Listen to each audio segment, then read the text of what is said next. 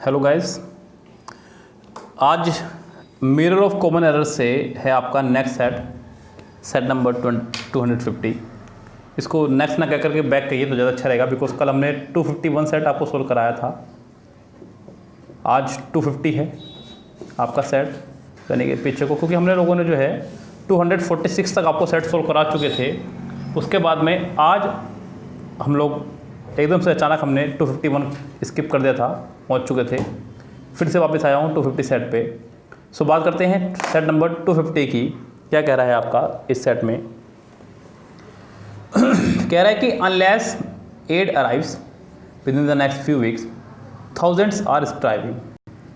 ये सेंटेंस है आपका कंडीशनल,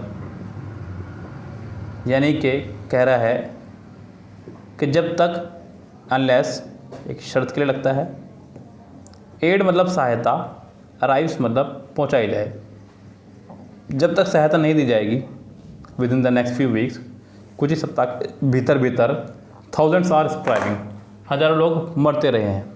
अब यहाँ पे आप खुद सोचें कि जब तक सुविधा नहीं दी जाएगी तब तक लोग मरते रहेंगे या मरते रहे हैं। तो यहाँ सेंटेंस आपका बनना चाहिए था फ्यूचर इंडेफिनिट। ये मैंने आपको पढ़ाया भी था। कंडीशनल सेंटेंस की हमारी एक यूट्यूब पर वीडियो पड़ी हुई है, आप उसको चेक कर सकते हैं। जाइएगा, आप लिखिएगा conditional sentences bye Saurabh Jain sir. कोई भी वीडियो अगर आपको सर्च करनी हो तो आप मेरे नाम के साथ सही स्पेलिंग लिख करके सर्च करें, SAURABJAINSIR, सौरभ जैन सर। आपके सामने वो वीडियो आ जाएगी। कंडीशनल सेंटेंस को हमने वहाँ खूब अच्छे से पढ़ाया है।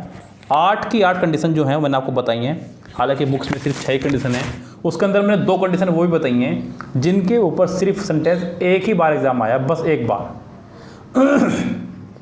उन 2 कंडीशन के ऊपर सेंटेंस आज तक नहीं आया, सिर्फ और सिर्फ 1 टाइम आया है। सेकंड टाइम आपके साथ ना हो, इसलिए वो दोनों कंडीशन आप लोग देख लेना। Conditional sentences bye Saurabh Jain sir आज ही देख लीजिएगा, क्योंकि बहुत सारे यूट्यूब चैनल मैंने देखे, सब ने सिर्फ उतना ही पढ़ाया है जितना कि बुक में है, या फिर इतना कुछ पढ़ा दिया एक्स्ट्रा जिसकी आपको आवश्यकता नहीं है।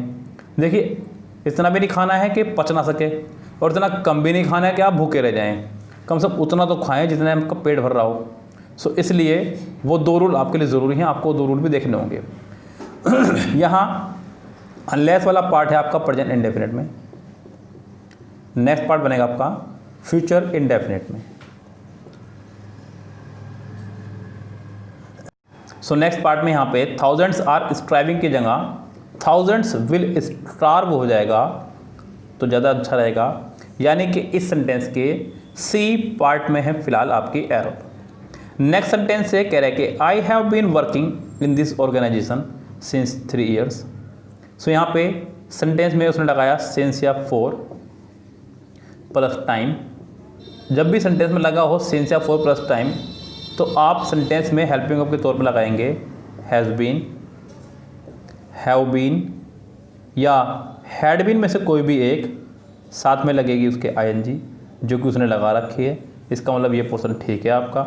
इन दिस ऑर्गेनाइजेशन, ये आपका एक PP पोर्शन है, यानी कि प्रपोजिशनल पार्ट है, ये भी ठीक है। सिंस 3 years, यहाँ ये कमी मुझे देखने को नज़र आ रही है।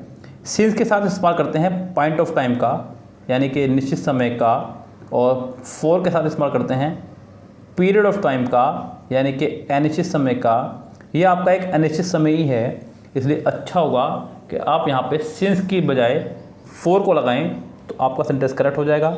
इस सेंटेंस के आपके सी पार्ट में एरर हो जाएगी।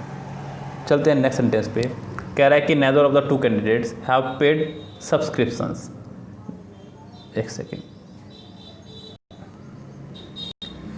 नेदर ऑफ द 2 कैंडिडेट्स, ये मैंने आपको 1 वीडियो 1 रूल में खूब अच्छे समझाया है। एक रूल कि अगर sentence each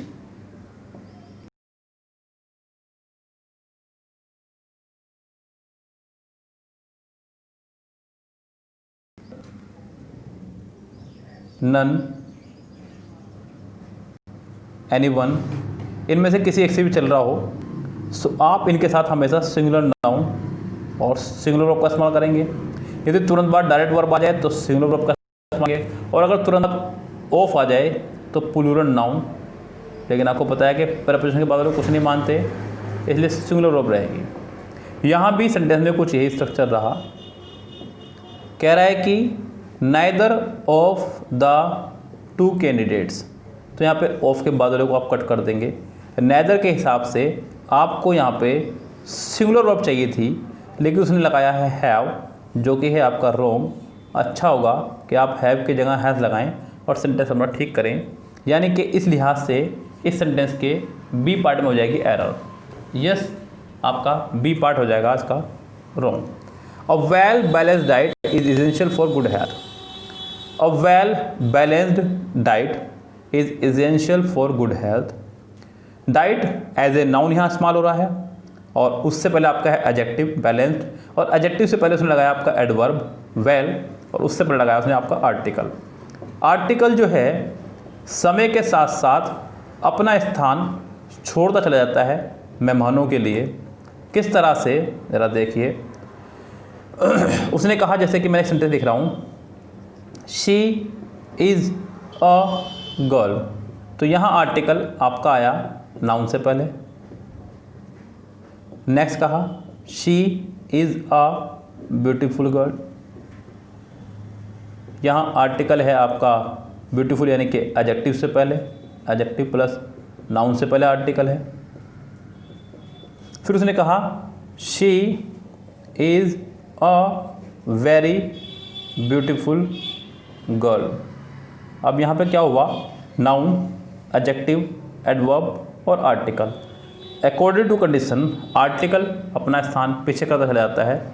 subject plus helping verb plus article plus noun. यहाँ नाउन से पहले कोई एडजेक्टिव हो तो आर्टिकल और पीछे खिसक जाएगा।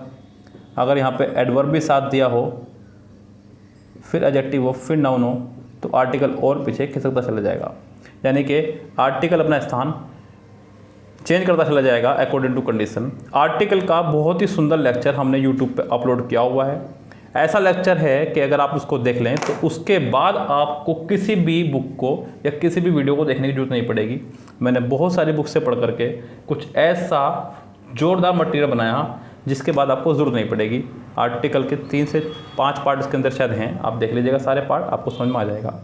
यानी कि ये सेंटेंस फिलहाल यहाँ पे है बिल्कुल करेक्ट। इस सेंटेंस में कोई भी एरर नहीं है, ये सेंटेंस आपका है no error. My uncle force my friend and I to stay back. My uncle forced, forced आपका एक वर्ब है यहाँ पे, उसके बाद लगाया माई फ्रेंड एंड आई। आज बहुत दिनों बाद ये रूल आया एंड का, पिछले दिनों तो लगातार आ रहा था, लेकिन आज बहुत दिनों बाद देखने को मिला है। मैंने आपको पहले भी कई बार पढ़ाया है, एंड, बट, और के दोनों तरफ सेंटेंस का स्ट्रक्चर रहता है सेम, ये ध्यान रखें। अगर इधर वर्ब आई है तो इधर भी वर्ब आएगी, इधर एनजी है तो इधर भी एनजी आएगी, इधर थर्ड फॉर्म है तो उधर भी थर्ड फॉर्म आएगी, इधर ऑब्जेक्ट है तो उधर भी ऑब्जेक्ट आएगा, इधर सब्जेक्ट है तो उधर भी सब्जेक्ट आएगा। अब इधर इससे पहले आया माई फ्रेंड, हालांकि माई फ्रेंड से यहाँ कुछ भी क्लियर नहीं हो रहा है कि सब्जेक्ट है या ऑब्जेक्ट, क्योंकि माई फ्रेंड को आप दोनों ही कंडीशन में इस्तेमाल कर सकते हैं, एज ए सब्जेक्ट भी एज ए ऑब्जेक्ट भी। मैंने कहा my friend is coming here, मेरा मित्र यहाँ आ रहा है। She is teaching my friend, तो देखिए माई फ्रेंड को आप कहीं भी लगा सकते हैं, इस पर कोई फ़र्क नहीं पड़ता है। अब यहाँ डिपेंड करता है आपके एक नियम पे। नियम क्या है, वर्ब के बाद, लेट के बाद और प्रपोजिशन के बाद। इन तीनों के बाद अगर आपको कभी प्रोनाउन लगाना हो तो सिर्फ और सिर्फ वो ऑब्जेक्टिव केस होगा, ये ध्यान रखें आप। वर्ब, लेट और प्रपोजिशन। ज़रा देखिए एग्जाम्पल, मैंने कहा लेट मी प्ले, मुझे खेलने दो। शी सेड टू मी, उसने मुझको कहा। आई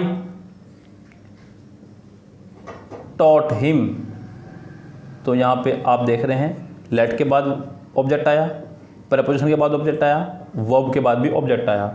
यहाँ भी कुछ इसी तरह होना था। फोर्स्ड के बाद यहाँ पे माई फ्रेंड तो एज ऑब्जेक्ट आप मान सकते हैं, कोई दिक्कत नहीं है, लेकिन जो उसके बाद एंड आई आया वो एंड आई की जगह आपका एंड मी होना चाहिए था, तो सेंटेंस आपका होता करेक्ट, यानी कि इसके बी पार्ट में है आपके एरर। नेक्स्ट देखिए, सेंटेंस नंबर है आपका next number 6। We had scarcely reach the place then it started to rain heavily.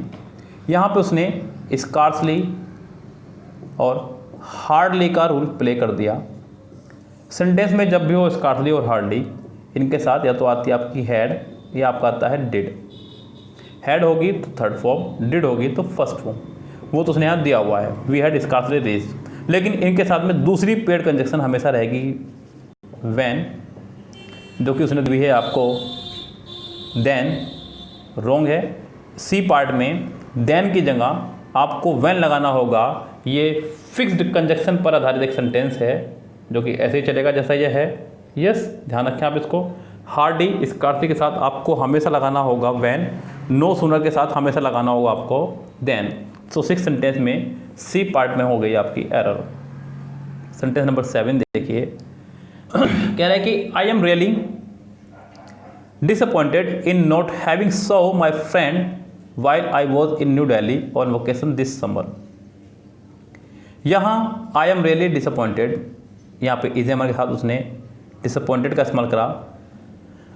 आप इसको पैसिव भी समझ सकते हैं, ये एज एडजेक्टिव भी आया करता है। यस, दोनों ही ठीक हैं ये पार्ट। उसके बाद उसने इन नॉट हैविंग, हैविंग के साथ उसने आपका लगाया है saw.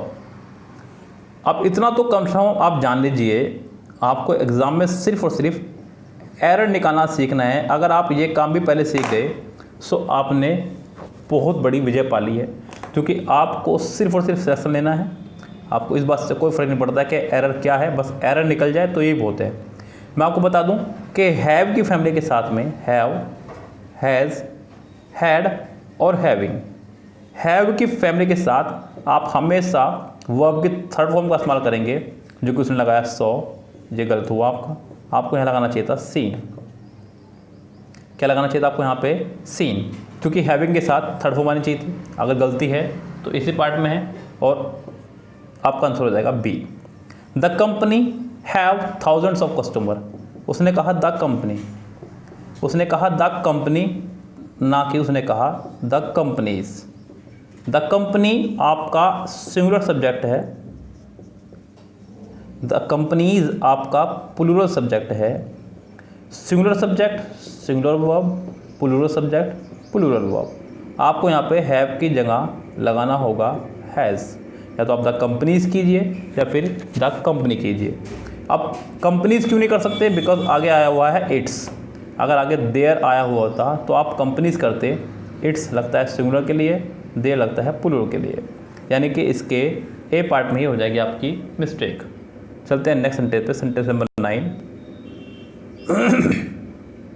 They are residing in this city for the last 2 decades. Same वही एरर जो आपकी क्वेश्चन नंबर 2 में थी। यस, आपका यहाँ पर आ चुका है सिंस या फॉर प्लस टाइम, तो आपको लगाना है साथ में हैज़ बीन, हैव बीन या हैड बीन में से कोई भी एक साथ में लगानी होगी आपको आईएनजी फॉर्म। जबकि उसने लगाया हुआ है दे आर रिजाइडिंग, आपको दे आर रिजाइडिंग की जगह लगाना होगा दे हैव बीन रिजाइडिंग। यही आपका सेंटेंस का स्ट्रक्चर है, इसी पार्ट में है आपकी एरर। सेंटेंस के ए पार्ट में हो जाएगी आपकी एरर। नेक्स्ट देखिए, over new television set come with 90 days warranty on all electrical components. Over new television set, ये पूरा आपका एक सब्जेक्ट है। यहाँ पे अभी तक कोई भी वर्ब नहीं मानी जाएगी। कभी आप इसको वर्ब मान लें तो ऐसा नहीं है, ये पूरा का पूरा एक सब्जेक्ट है टेलीविज़न सेट। यानी कि एक आया है, सेट्स होता तो कई सारे होते, एक है तो इसलिए सेट कहा। यानी कि सब्जेक्ट है आपका ये सिंगुलर, सिंगुलर सब्जेक्ट है तो सिंगुलर वर्ब होनी चाहिए थी। जबकि उसने आपको दिया यहाँ प्लूरल वर्ब कम, कम की जगह यहाँ कम्स होना चाहिए था, तो सेंटेंस आपका सही होता। क्या है तरीका आपका? वर्ब कोई भी हो हमेशा अपने प्लूरल फॉर्म होती है। जब आप उस वर्ब में एस या ई एस लगा देते हैं तो वो सिंगुलर बन जाती है। लेकिन नाउन के साथ ये रूल उल्टा है, नाउन हमेशा सिंगुलर फॉर्म होती है। जब आप उस नाउन में एस या ई एस लगा दें तो वो प्लूरल बन जाती है। यानी कि अब इस तरह आपको फॉर्मेशन बनाना होगा। नाउन में अगर एस या ई एस हो तो वर्ब में नहीं आएगी, और अगर नाउन में नहीं हो तो वर्ब में आएगी। यानी कि एक सेंटेंस देखिए बड़ा प्यारा, उसने कहा evil eyes go to hell, और evil eye goes to hell. Noun में ऐसे आया तो वर्ब में नहीं है, नाउन में नहीं आया तो वर्ब में है। इन दोनों का सेंटेंस का मीनिंग एक ही है, बुरी नज़र वाले तेरा मुँह काला। ट्रकों के पीछे आपने अक्सर लिखा देखा होगा, लेकिन लिखा देखा होगा हिंदी में। सो ये था आपका आज मिरर ऑफ कॉमन एरर से सेट नंबर 250 एसएससी एफसीआई में आया हुआ सेट है। ये 2013 में एफसीआई फूड कॉर्पोरेशन एक डिपार्टमेंट, जो पहले कभी एसएससी का ही साथी हुआ करता था। सो मिलते हैं आपसे नेक्स्ट सेट के साथ में नेक्स्ट वीडियो में। तब तक के लिए लेते हैं आपसे विदा। Good bye.